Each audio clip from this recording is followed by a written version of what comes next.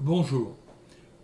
Aujourd'hui, nous sommes au début du mois de juillet 2022, le mois de la Révolution française, avec ce 14 juillet qui nous rappelle de mauvais souvenirs. Je veux aborder le problème de la Révolution française et des Illuminés de Bavière, ordre fondé par Adam Weishaupt, 1748-1830, ordre fondé donc en 1776. Cet ordre a pour objectif de démolir toutes les religions et les gouvernements d'Europe, qui sont alors des gouvernements monarchiques, pour aller vers un ordre mondial, une république universelle, qui est le titre d'ailleurs d'un ouvrage qui a été écrit par le baron von Klotz, La République universelle.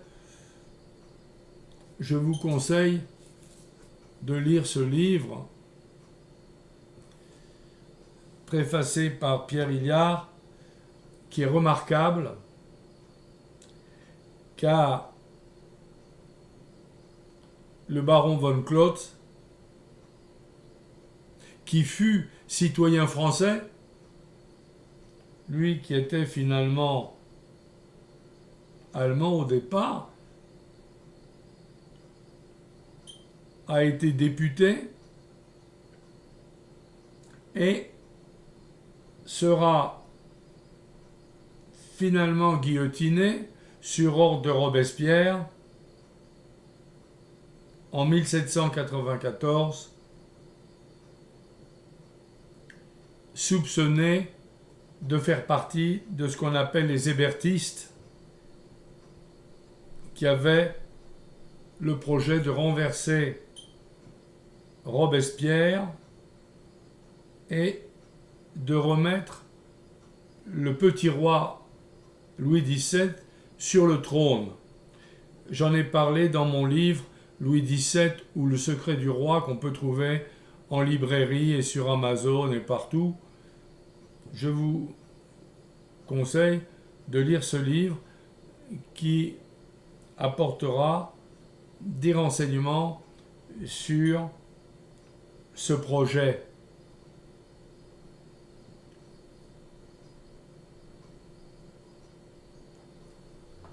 Donc, la Révolution française est le fruit de cogitations qui ne datent pas de 1789. Adam Weishaupt fondera la Société des Illuminés de Bavière en 1776. Et la franc-maçonnerie, officiellement, existe depuis 1717. Donc,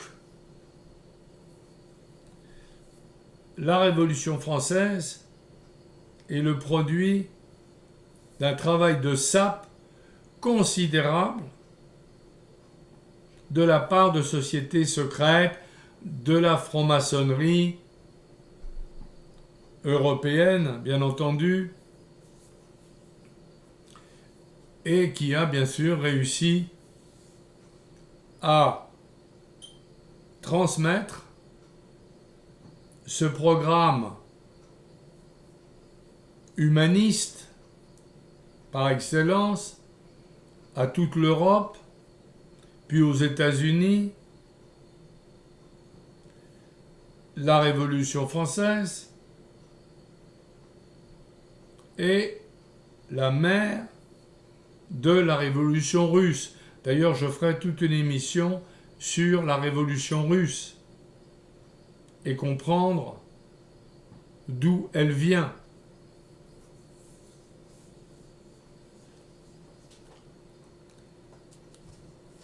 En fait, on cherche à mettre en place, dès 1794, un humanisme général et un gouvernement mondial. Ça coûtera sa tête au baron von Claus. Ça me fait penser, bien entendu, à Trotsky et Lénine et Staline. Lénine ne voulait pas une révolution mondiale, il la voulait russe d'abord et européenne ensuite. Trotsky la voulait universelle. Donc, il faut remonter à l'histoire de France. Et je vais me permettre de vous en parler. L'histoire de France remonte à Clovis, 466-511. Le marquis de la Franquerie, dont je vous ai déjà parlé au cours de certaines émissions, a rebâti toute la généalogie depuis le début.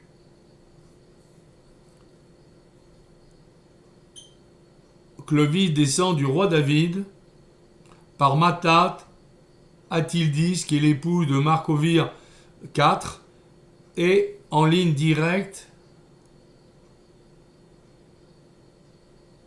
11 rois vont passer jusqu'à Clovis, qui épouse Sainte Clotilde, 474-545,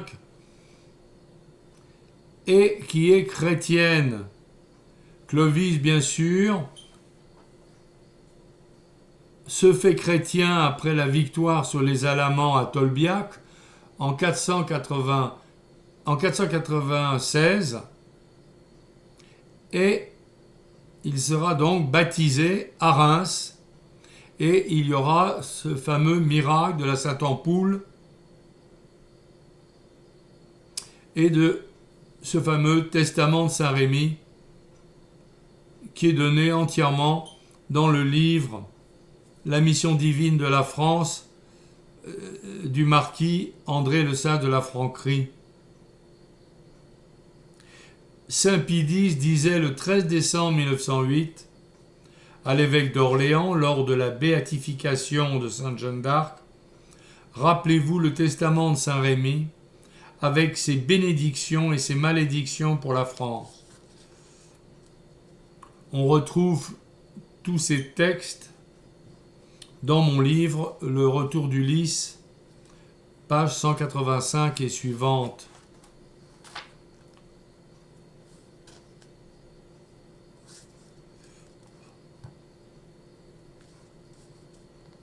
Alors bien entendu, si vous voulez, on peut associer le baptême et le sacre de Clovis à celui de Samuel, qui sacra le jeune David aussi.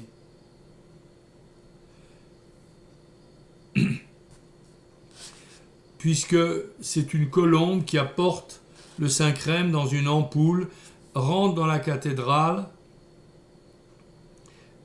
et se pose sur les mains de l'évêque et lui remet cette sainte ampoule. Et donc, c'est le premier miracle de la royauté française.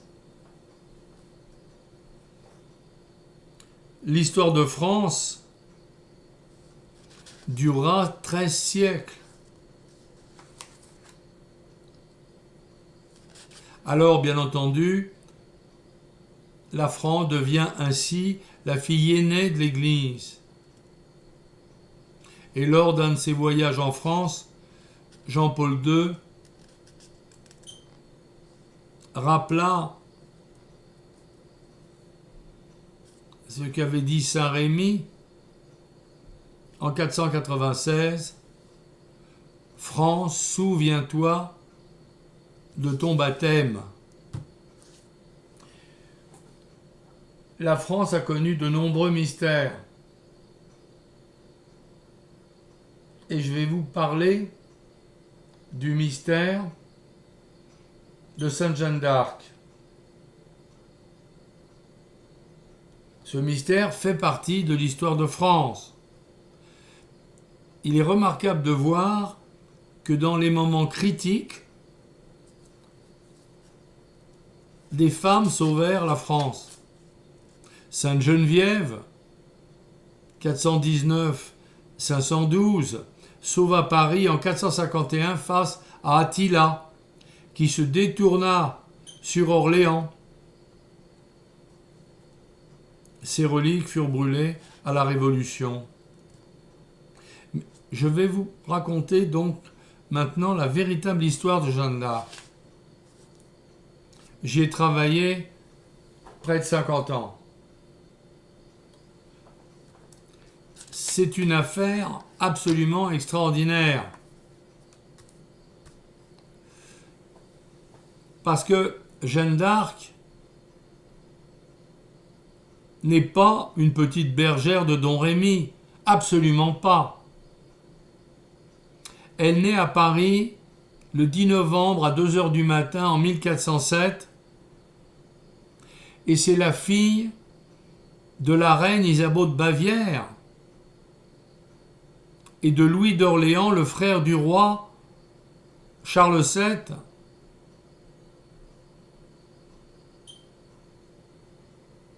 Non, Charles VI.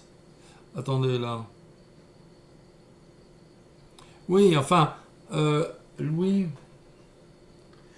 d'Orléans, c'est le frère du roi. Oui, c'est ça. C'est le frère du roi Charles VI. Elle a 3 parrains, 4 marraines.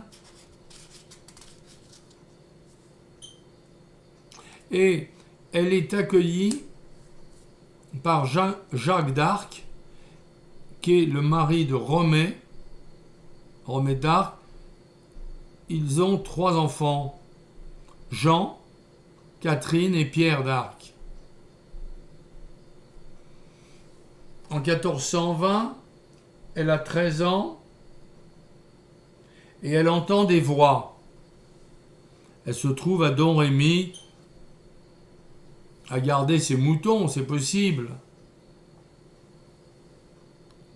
Alors, en 1425, au cours d'un mariage, elle rencontre Robert de Sermoise, qui a 20 ans lorsque elle a 18 ans environ.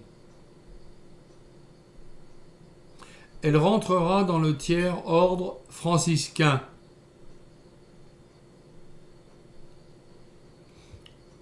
En 1428, le 28 février, elle va à Sainte-Catherine de Fierbois, qui est à 28 km de Chinon, chercher l'épée de son père, Louis d'Orléans, qui lui avait été donnée par du Guesclin.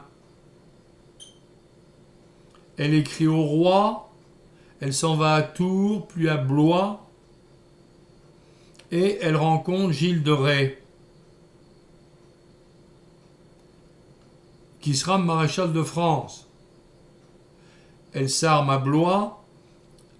Le 12 juillet, la reine Isabeau jure que Charles VII est le bâtard de Louis d'Orléans, le frère du roi. Donc c'est bien Charles VI.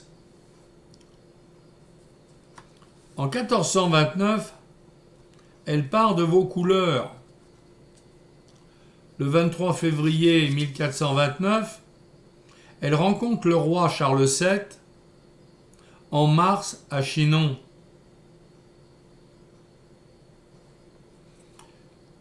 En mars 1429, il y a un premier examen de virginité effectué par Yolande d'Anjou. Et là, il y a quelque chose de très intéressant, c'est que le roi octroie un blason à Jeanne par brevet le 2 juin 1429, mais elle reçoit un blason, qui est d'ailleurs très beau, mais elle n'est pas anoblie. Il faut savoir qu'on pouvait être bourgeois et avoir un blason. Ma famille a été blasonnée en 1580 et ils étaient bourgeois. Ma famille sera anoblie par le roi Louis XV au XVIIIe siècle. Et à partir de là, bien entendu, on rentre dans le grand armorial de France. Car après une charge au conseil du roi, conseil d'Artois, on pouvait donc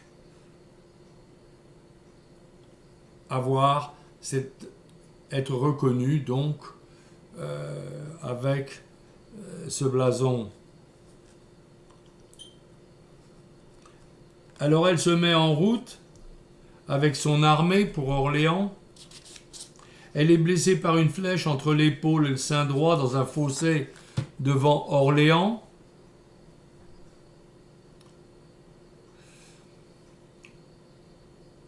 Orléans est libéré le 8 mai.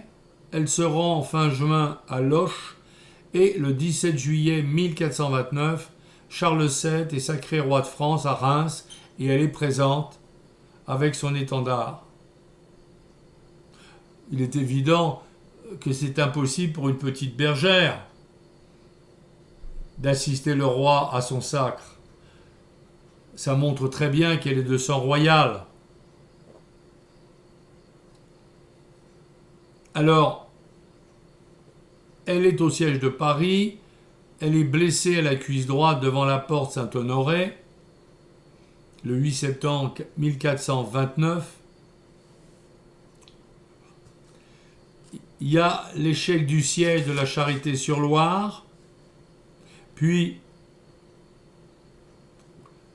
en 1430, bien sûr, on va la capturer. Elle sera capturée à Compiègne par les Bourguignons le 23 mai 1430 et enfermée au château de Beauvoir pendant 4 mois. Elle effectue une tentative d'évasion. Elle saute par une petite fenêtre d'un donjon, là, et hop, elle tombe et elle se blesse à la tête. Elle est vendue aux Anglais le 21 novembre et les Anglais l'emmènent à Rouen. En 1431, deuxième examen de virginité le 13 janvier 1431. Alors le procès va durer du 21 février au 23 mai 1431. Elle est officiellement brûlée le 30 mai 1431. En fait, on va l'emprisonner dans un château pendant 9 mois. On brûlera une sorcière à sa place, bien entendu, puisque sur le bûcher, c'est officiellement reconnu, on va la mitrer. C'est-à-dire qu'on va lui mettre un chapeau de de papier soufré, de carton soufré, et on ne pourra pas voir son visage. Donc on ne sait pas qui a été brûlé. Et je suis persuadé que si c'était elle, on aurait exigé de voir son visage. Donc l'abbé Cochon était complice de tout ça, bien entendu. Alors, elle est en prison jusqu'en mars 1432, mais où? Et donc, si vous voulez, elle disparaît. Mais elle réapparaît en 1436 et Jean-Pierre d'Arc la reconnaissent. Évidemment, on ne change pas, même en 40 ans. Moi, j'ai retrouvé des amis d'enfance après 40 ans. Tout de suite, je les ai nommés par leur nom et on s'est reconnus. Donc, voyez-vous, elle est reconnue par Jean et Pierre d'Arc. Pierre va l'accompagner à Metz et reste avec elle jusqu'en 1443. Et finalement, elle épousera Robert des Armoises en octobre 1436 à Arlon, qui est le duché du Luxembourg, et il y aura une transaction en novembre. Ils achètent une seigneurie qu'on appelle la seigneurie d'Harcourt, et en 1437, Charles VII entre dans Paris le 12 novembre. Jeanne revient en 1439 à Orléans pour 4 mois. Et elle est très grièvement blessée. En 1443, Charles VII lui donne l'île aux bœufs. Et donc, il y a des documents qui le confirment. Et à 40 ans, elle meurt à Autrey ou à Jaulny, on ne sait pas bien, en Meurthe-et-Moselle. Et donc, elle va reposer de 1449 à 1949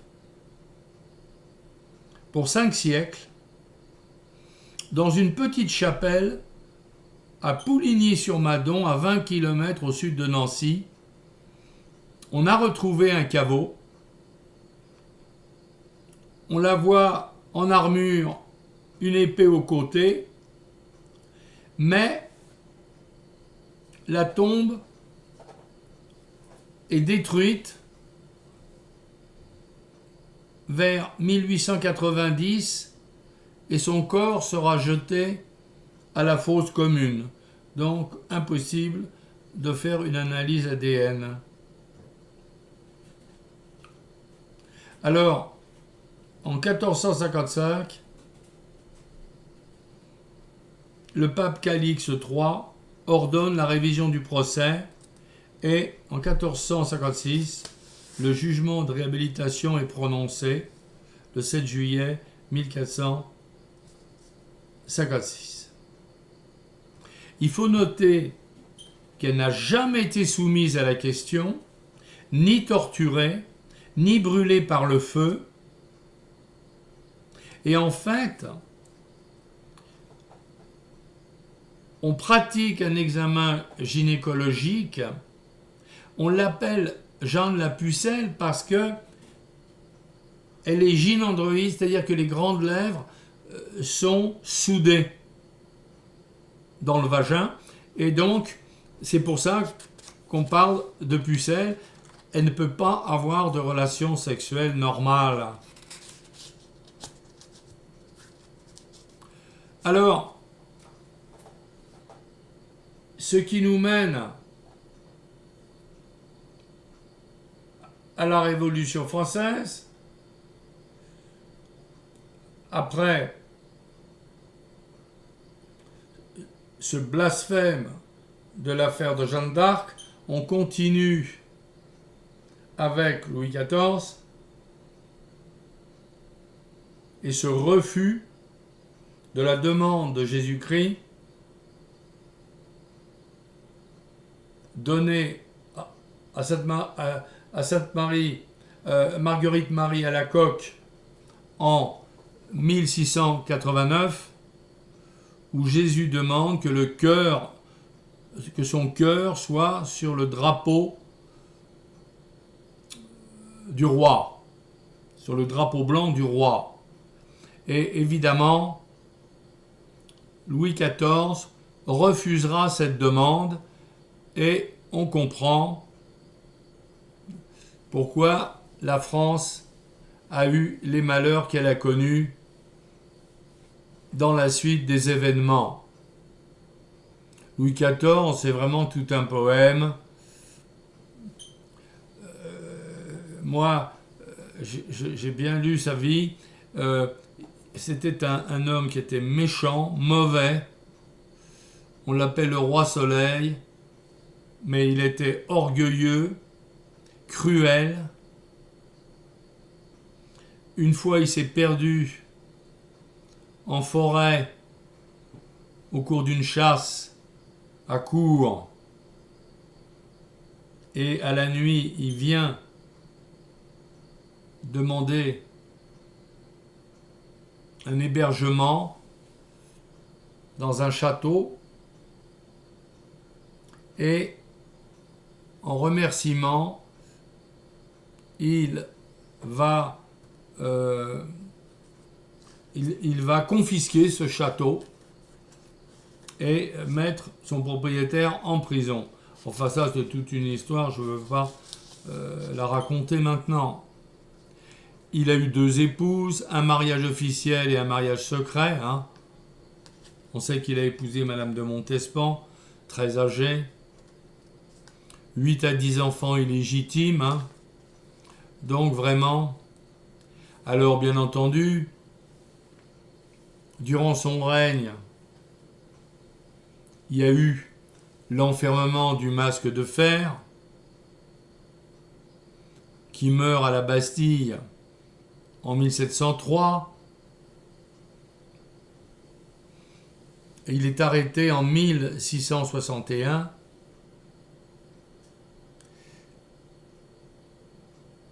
On peut penser que c'était un frère jumeau. Moi, j'aurais tendance à penser ça. Et il ne veut pas le faire assassiner. Faire assassiner son frère, quand même,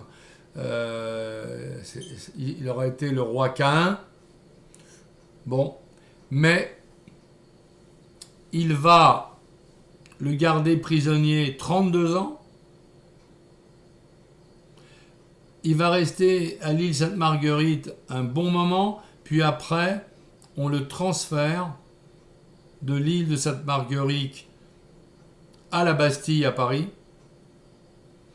où il restera 5 ans. Donc, il passe 27 ans à l'île de Sainte-Marguerite et 5 ans à la Bastille.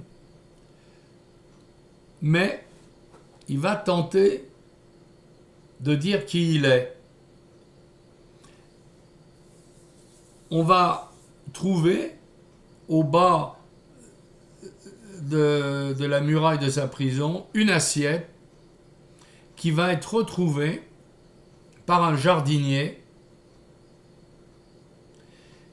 Mais ce jardinier est illettré, il ne sait pas lire et ne sait pas écrire. Et le gouverneur de Sainte-Marguerite, qui est monsieur de Saint-Marc, lui dira « Bien heureux, mon vieux, de ne pas savoir lire et écrire. Ça t'a sauvé la vie, parce qu'il avait gravé son vrai nom. Et on aurait pu savoir qui il était. » Il y a de nombreuses hypothèses, plus farfelues les unes que les autres. La mienne n'est pas plus folle que les autres. Il y a de grands mystères dans l'histoire de France. Et donc, si vous voulez, Louis XV aurait été le dernier roi à connaître la vérité sur le prisonnier appelé le masque de fer. D'après moi, c'est pas Nicolas Fouquet. Vous savez que Nicolas Fouquet, qui était ministre des Finances de Louis XIV, immensément riche, a été mis en prison par le roi et on lui a tout confisqué. Le roi a pris toutes ses richesses, son château, et l'a mis en prison.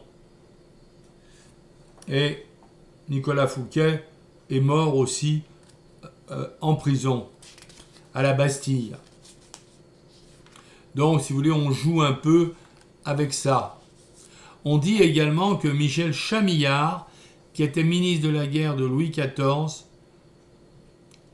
connaissait le secret du masque de fer et que ce secret aurait été transmis de père en fils jusqu'en 1926.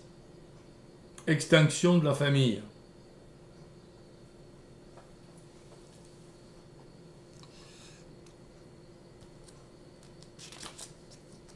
Enfin voilà, donc ça c'est ça. Alors, on voit malheureusement que la France continue à s'effondrer. Louis XIV a ruiné la France par ses guerres. Et là, on rentre, si vous voulez, dans un temps que j'appelle le temps de la franc-maçonnerie. 1689, disons, 1789, il y a 100 ans qui est extrêmement important et qui va permettre à la Révolution française de se mettre en place. En fait, la Révolution française vient de loin. Il y a ce personnage, je ne sais plus où je l'ai mis là, il y a ce personnage dont je vous ai parlé tout à l'heure, le fondateur des Illuminés de Bavière, Adam Weishaupt, qui va d'ailleurs mettre en place cette société secrète avec un type qui s'appelle Adolf Knigge, mais ils arriveront à un moment donné à se séparer, ils ne s'entendent plus, mais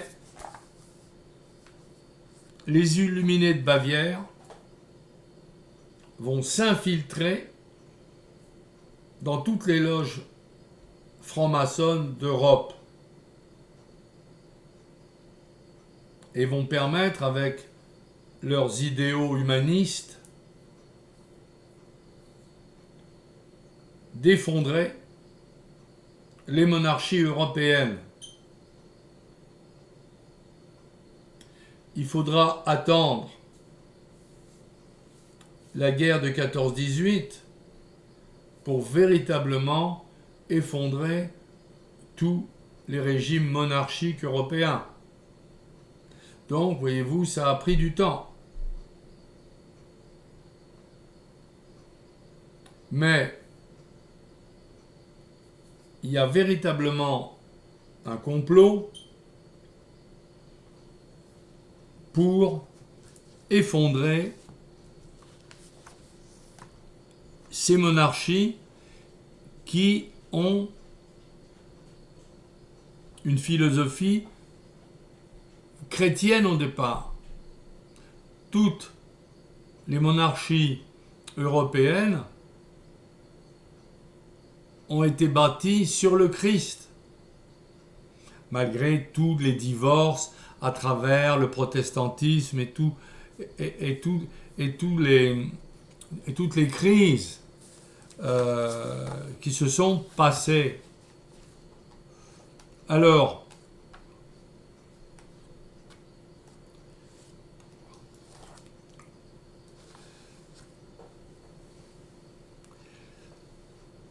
y a une franc-maçonnerie, bien sûr, écossaise, anglaise, qui est protestante, allemande à l'origine.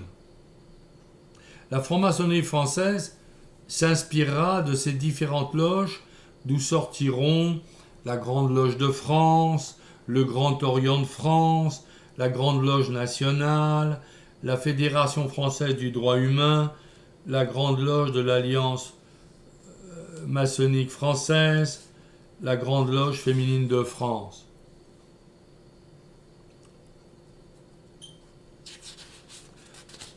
On ira donc jusqu'à trancher la tête du roi Louis XVI, qui est l'évêque hors les murs.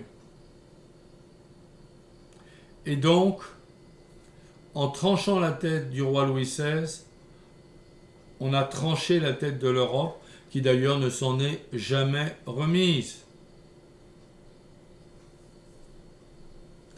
À partir du moment où Louis XVI est décapité, la route de la Révolution française est libre. Et Robespierre, bien entendu, est franc-maçon. D'ailleurs, tous les membres de la Convention et de la Première République sont maçons. Alors, ce qui est intéressant à voir, c'est qu'on a le choc en retour. Tous les artisans de la Révolution française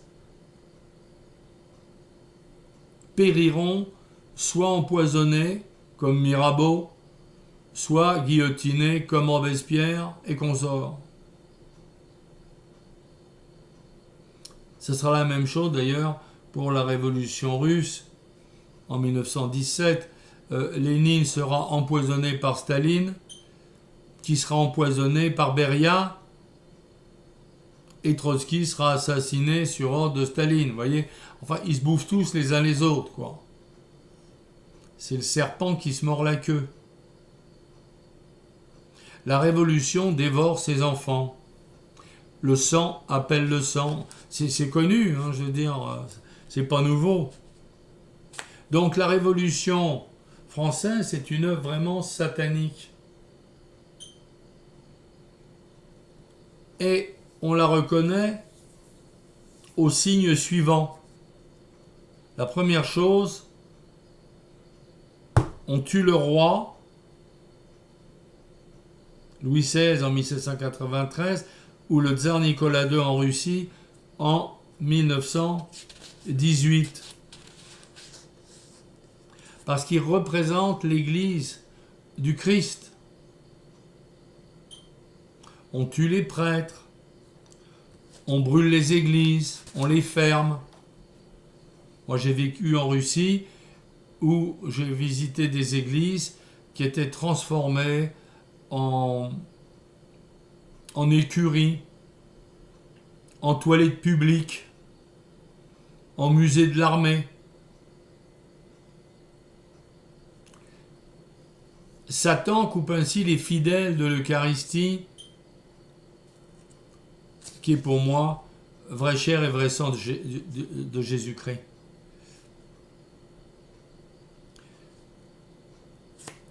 La crise Covid-19 dont je vous ai déjà parlé, c'est pour moi une épidémie absolument satanique par excellence, qui vient de Chine, le dragon rouge. C'est lui qui nous bouffera, c'est évident. D'ici quelques années,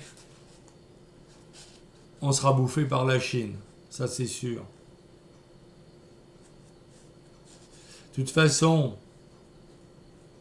la Vierge en 2019, lors de ses apparitions à Medjugorje, avait dit « Attention, Satan veut détruire la création et ôter l'Eucharistie de la messe. La victoire est presque totale déjà. » En ce qui concerne les révolutions françaises, en fait, on en a trois. On a 1789 avec la prise de la Bastille. On a 1830, les journées de juillet où Louis-Philippe prend le pouvoir. Il tiendra jusqu'en 1848. Et en 1848, la Deuxième République s'installe. Puis, il y aura la Troisième République de 1870 à 1940.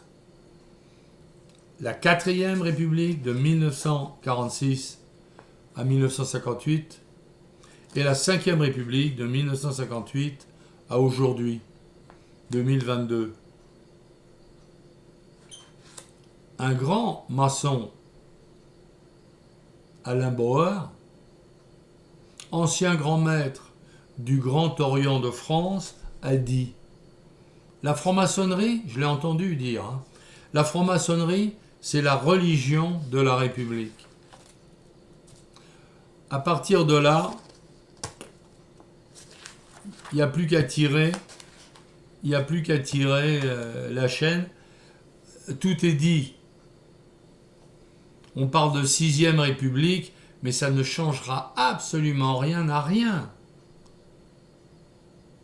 Penser que c'est la République qui va sauver la France, c'est une hérésie absolument totale. Mais comme nous avons toutes les apparitions mariales qui nous donnent des renseignements précis de notre avenir, on sait très bien comment les choses vont tourner. On n'en connaît pas tous les détails, évidemment. Mais on sait que quelque chose viendra. Et il faut, bien sûr, nous y préparer. Enfin, voilà ce que je voulais vous dire sur la Révolution française, ses conséquences et son avenir. Merci de votre attention.